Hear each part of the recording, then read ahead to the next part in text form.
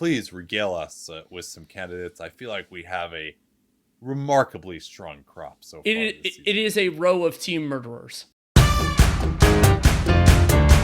Let's move to the last actual award that we have here, and that is Executive of the Year. And one important thing here is that Executive of the Year, as you and I interpret it, and I think this is the correct interpretation, it is only on the moves that you made during, like, it isn't originally like from July 1st on, because the draft is an integral part of this, but I would say from the end of, from when trade season reopens. So like you remember technically, like, so when let's say late June to now. So there are a number of teams that have exceeded expectations, but it is primarily based on moves that have happened previously. I do not consider those at all. I don't care that you drafted the right guy. You know, like, I don't care that Sam Presti, that the pick that he made of Chet Holmgren a couple of years ago is bearing fruit now. You drafted Chet Holmgren outside this window. It doesn't count at all. So there are a lot of general managers that have done really well, and an important consideration here that I think sometimes gets underappreciated is hiring of a head coach. And that's going to factor in with a couple of my selections, because honestly, retention, like deciding on a coach, it's an immensely important part of how a team plays, how well a team does, and the right decision there can set you up for years, and the wrong decision can set you back for years. This guy did not hire a coach, although he retained an interim coach, although I think that was technically occurred outside of our window.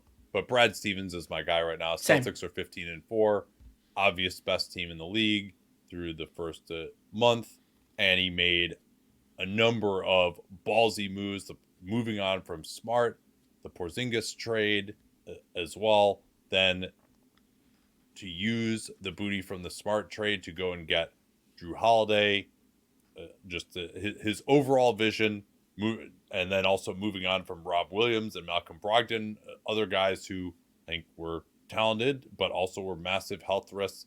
Now they don't really have anyone that's a big health risk other than maybe Porzingis, and they sub someone in and Drew Holiday, who's been pretty bulletproof as well. So now, like, that top five really only has one big injury question as opposed to many before he made all these moves. And the other thing I loved about what he did is he made a move to put himself in position to make the next move, even though he didn't know exactly what that move was going to be. He just felt like, hey, there might be something that we have an opportunity for, and that turned out to be Drew Holiday. And yeah, I mean, it's working perfectly so far. They are. I mean, just the really fact that they upgraded from Smart to Porzingis and got assets in that trade, and then remember, this is a consideration, got Porzingis to agree to a very reasonable extension. That factors in as well. And extremely, so I mean, $30 million, 2 years. Yeah, that's great. Stevens to me is number one in a class by himself so far. My other two did hire coaches, and that's a significant part of their grade. And a part of it for right now, eventually, especially when we like think about this in hindsight, drafting will factor in more, but I'm just not certain enough on this draft yet to factor it in as much. My number two is actually Daryl Morey. And the Sixers organizationally, I think, were under some of the highest pressure in the entire NBA because there was the Harden situation, and then they fired Doc Rivers. So they were going to do a new coach, and that it looks like they're going to come out of this not only clean, like with a good team, but like a happy Joel Embiid, no dip, and arguably be better now than they were before, is a huge win. We'll see where the rest of the season goes. But they were able to get off of Harden, get a couple of draft resources, but also get players who can help them. And I was very critical of Daryl Morey for the moves for the players that they lost, that they let Shake Milton and a few other guys go, George Niang on reasonable contracts. They haven't really missed them as much as I thought they were going to. And those guys haven't played well, right? Honestly.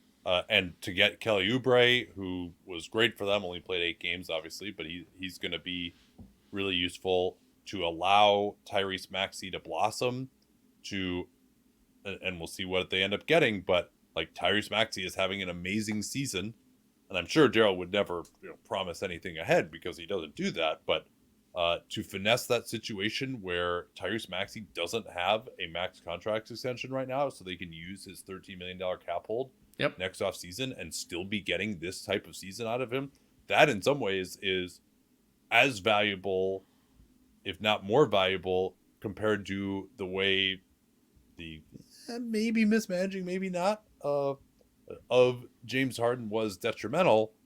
And like Harden is looking like addition by subtraction. Like you weren't going to get this Tyrese Maxey. You weren't going to get this Nick Nurse more free flowing offense through Embiid at the elbows, making plays, interacting with Tyrese Maxey is the main thing at the end of games instead of Harden. And who knows? I'm not going to sit here and tell you that Daryl Morey wanted to like alienate James Harden enough so he would request a trade. I think he was just negotiating hard, which maybe deemed you should do more. And he knew that James didn't have a market. And okay, could he have tried to mollify him some enough so that he would sign a friendly contract? Yeah, maybe. But like, was that contract was probably going to go into next year? Maybe he could have traded him at that point. But he couldn't have done that until December 15th. So he got.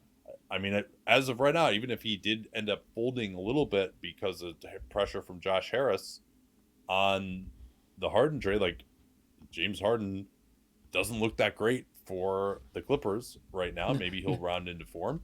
So sometimes you have to know when to hold him and know when to fold him. Yeah.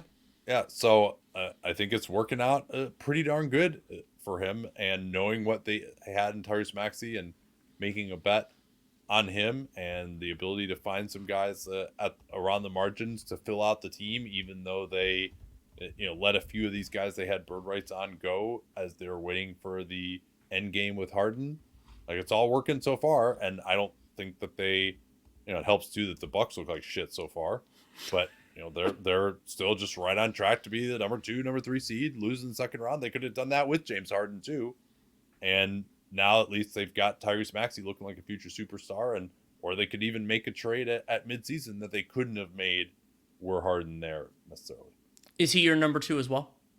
I went Rafael Stone number 2 and Morey number 3. The coach hire. I mean, we didn't even talk much about Daryl Morey hiring Nick Nurse, which was pretty good. Yep. The coach hire with Rafael Stone, Ime Udoka, particularly because that coach then apparently dissuaded them from going after James Harden. So great job getting a coach who's a better GM than your GM to like give you some good advice. You know your limitations. Udoka was personal foibles in Boston aside, he certainly is extremely respected by all of his players. And so getting Fred VanVleet and Dylan Brooks, we were kind of, this may not be that great. Maybe he should go somewhere else. He would make more sense elsewhere. But I think they did a pretty good job of identifying that Dylan Brooks was going to be a better player in Houston. Yeah, he won't continue shooting 50% from 3 all season, but he looks like he's at least going to be competent there. And there's this feeling that Dylan Brooks like wants to hijack the offense. He'll never be happy. Like he's actually has a lower usage in Houston than in Memphis, in part I think because they paid him. Now he was sort of saved maybe from being hoisted by his own petard with the Brook Lopez possible reneging on the early deal that they had set up. This whole thing where they were going to trade all these guys who are in their system to do the sign and trade with Brooks, and then sign Brook Lopez with the cap space. And, they ended up having to kind of waste it on Jeff Green and Landale. And, Jeff Green's been a good locker room voice for them. But I think that would have blocked Alperen Şengün, who is actually the biggest reason, even more so than the guys that they brought in, why they are competent.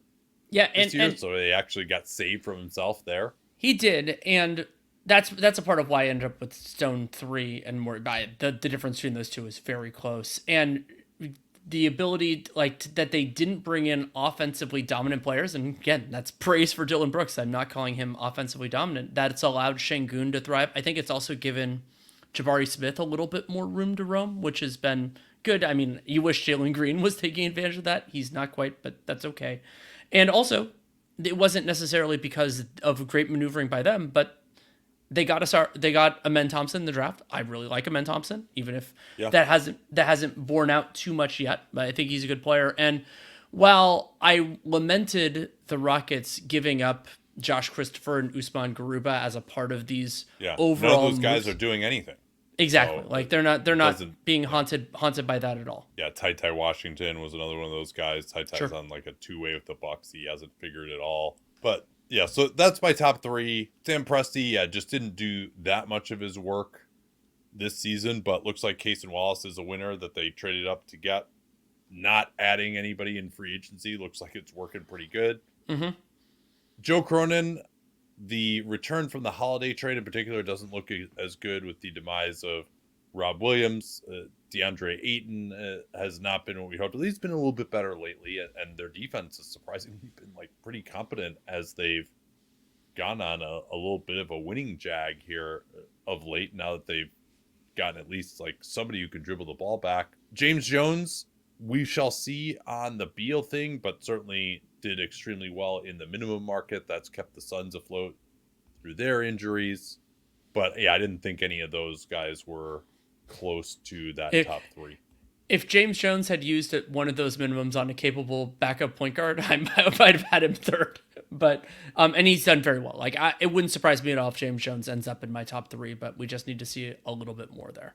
So Danny, I intentionally waited to talk to you about this topic before I did my rankings for not executive of the year.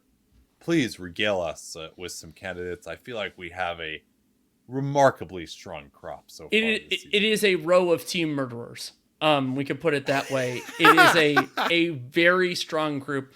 I want to start with somebody who hasn't gotten as much attention, and that is Brian Wright, who I'm considering the decision maker in San Antonio. You could use another name there if you saw fit, but generally speaking, the player who has the person who has the highest ranking title within that. Now that our CPU Furt has taken a step back, and with Wright, this Spurs team is unbelievably terrible. And I think they've put Victor Wembanyama in close to an unwinnable situation. Like, the best thing they did was they got the number one pick of the draft, and that is no credit to the general manager. And they took the right player. That's small credit to the general manager in a draft like this. It would have been all-time malpractice if they didn't.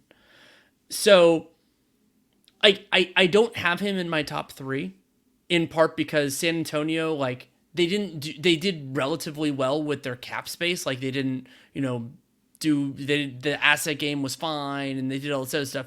But like, they made the trade to get that pick swap in 2030 just for taking on Reggie Bullock from the Mavs. Like that was a pretty good move. Yeah, like there were a lot of small good piece of business. Jetty Osman, getting him for basically nothing as a facilitator, and I like Osman, but like they have no shooting, they have very little dribbling, and they could have used some of their resources to put competent players a logical structure around it.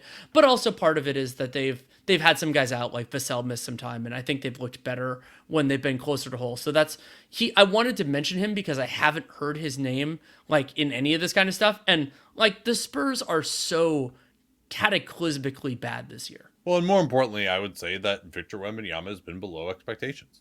And I think, and it's not because, you watch him play, like, it's not because he doesn't have the talent that we thought he had, right? And now, how much power does Brian Wright have compared to Greg Popovich? Is Brian Wright on board? He's not the one starting Jeremy Sohan at point guard necessarily. Now, if he maybe could have given them a point guard who was semi-competent. Oh, wait, there is in terms of Trey Jones, and they got him back, actually, I thought, a pretty good deal.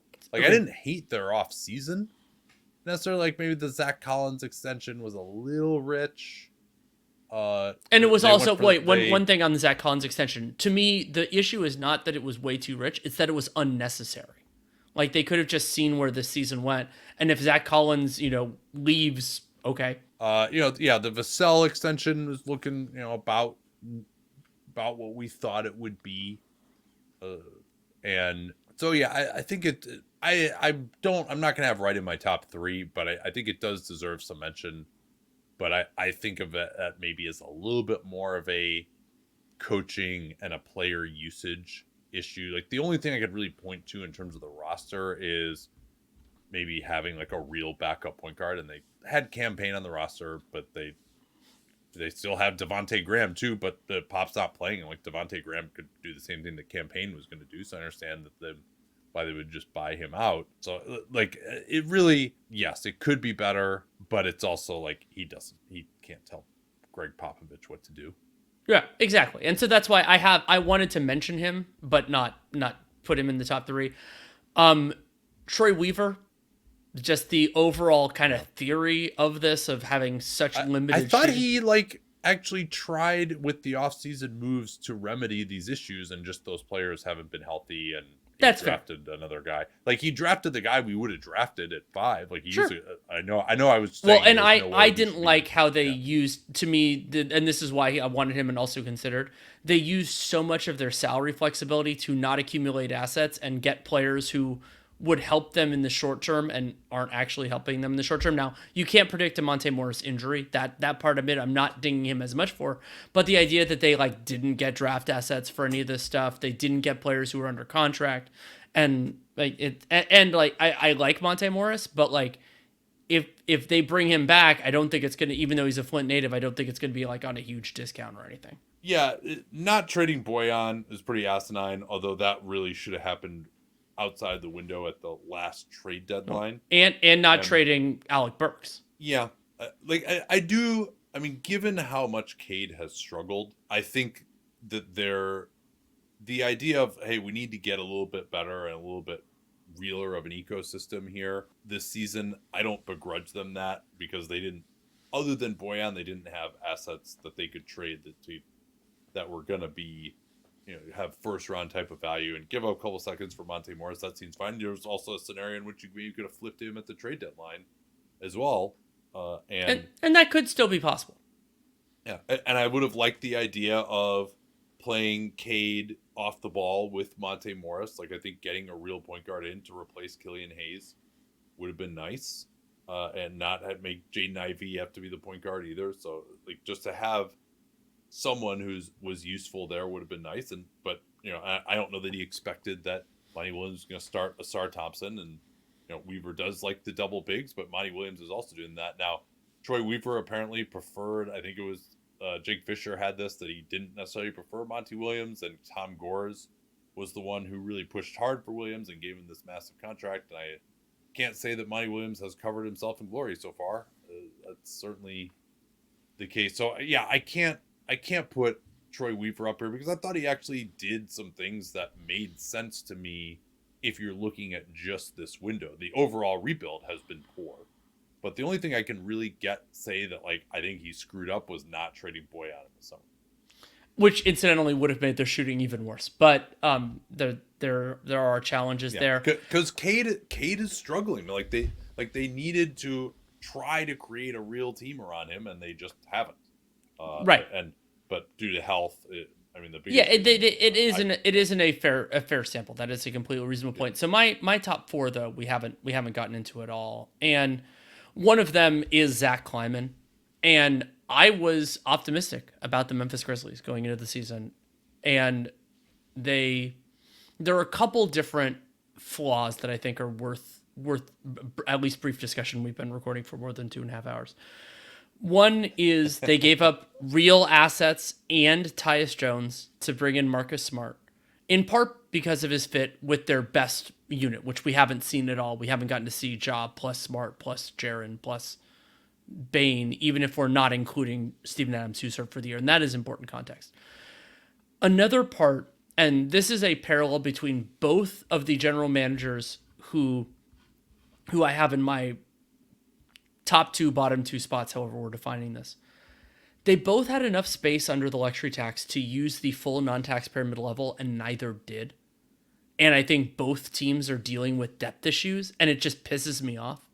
And so for Kleiman, there was this idea of we have Kenneth Lofton, and we have all of these other guys. So okay, and maybe it's ownership pressure that but if you can't convince your owner to use the mid-level exception in a year where you're well clear of the tax, that's partially a failure of the GM. And so for the Grizzlies, the Steven Adams injury is unfortunate, but they're out. They're basically done when Ja Morant comes back from the injury, when all they need to do was tread water, and a big part of that is the personnel decision. Yeah, I will defend them with the mid-level thing, in that they have this financial apocalypse coming next season with Desmond Bane's extension kicking in, when they're basically going to be right at the tax. So all they could give out was really a 1-year deal at that in all likelihood.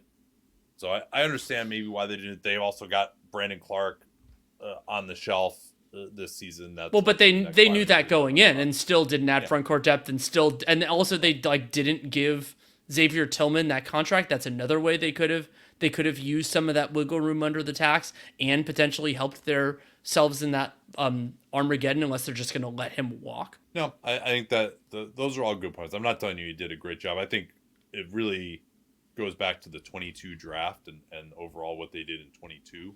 Sure. It's a little rougher. They did get Bane at a little bit less than the max for his extension, and it doesn't have escalators in it for all NBA. Not that he'll be making it, given their present trajectory. So I'm not willing to totally shovel dirt on this yet.